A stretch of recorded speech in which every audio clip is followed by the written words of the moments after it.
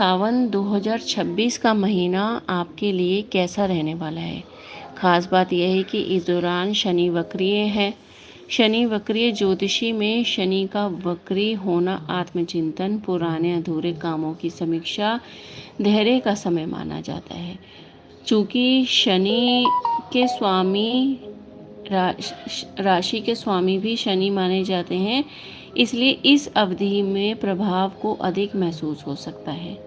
तो बात कर रहे हैं कुंभ राशि का सावन का महीना कैसा रहने वाला है। कुंभ राशि, सबसे पहले आप लोगों को चिंतित नहीं होना है। अगर आप चिंतित हुए तो आप लोगों के लिए यह समय काफ़ी ज़्यादा परेशान वाला हो सकता है। अगर आप सावन का महीना है और व्रत रखने की सोच रहे हैं और इसी के साथ आप गर्भवती हैं, तो आपको वो भी उसके बारे में भी चिंतन करना होगा।